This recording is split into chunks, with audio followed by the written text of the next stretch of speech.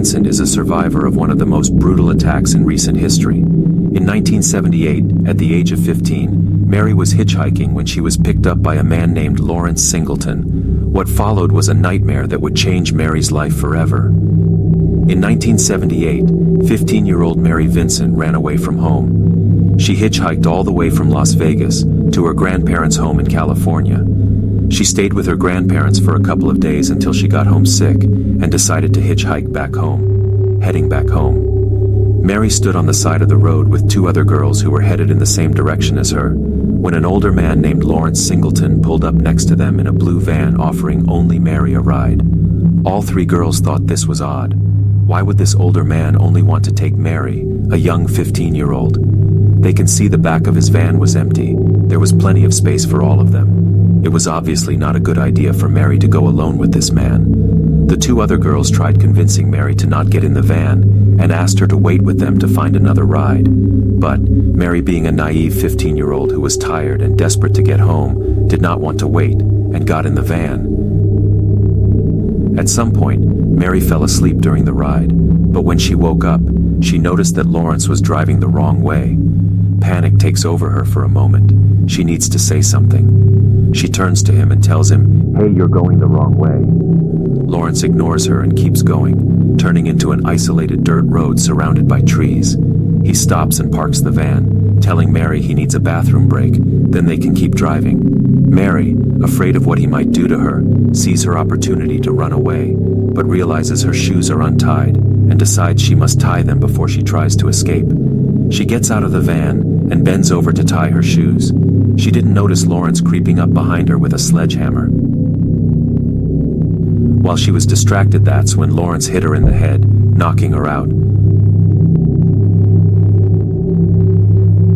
Time passes and Mary regains consciousness. She's tied up in the back of the van. She sees him watching over her. He was waiting for her to wake up. He closes the doors, then he assaults her. Mary begged him to set her free and asked him why he was doing this to her. He never responded and continued to assault her multiple times until the next day. Mary didn't get any sleep that night. She laid tied up next to Lawrence as he slept. She reflects on her life, regretting getting in the van, wishing she was home while watching the sun rise. Lawrence then wakes up, gets out of the van, and grabs Mary by her legs and drags her out of the van. He then asks her, "You want to be set free? I'll set you free," while pulling out a hatchet from the van. Mary, horrified of what he's about to do to her, begins to beg him to spare her life and raises her arms up to block his attacks. He then swings the hatchet at Mary, cutting off her left hand. Mary falls to the ground, looks down and realizes her arm was cut off. Lawrence then grabs her from her right arm and begins to cut, taking multiple strikes from the hatchet before her arm is completely cut off. Mary, losing consciousness from the loss of blood, lays in her own pool of blood. Lawrence then grabs her and begins dragging her through the dirt path until reaching a 30-foot cliff, throwing Mary over. The fall broke 4 of Mary's ribs. She lost so much blood at this point, her body went into shock. Afraid, and not knowing if he will come back or not, Mary laid at the bottom of the cliff for hours. She can feel her body shutting down. She wanted to go to sleep, but knowing that if she falls asleep, she will die. She couldn't give up just yet, knowing Lawrence will never get caught and do this to someone else. Mary begins to crawl back up the cliff with no arms, and continued to crawl until she finds the road. By the time she reached the road, it was dark. She can hear the faint sound of traffic toward the mountains. She began walking on the road until the sun came up.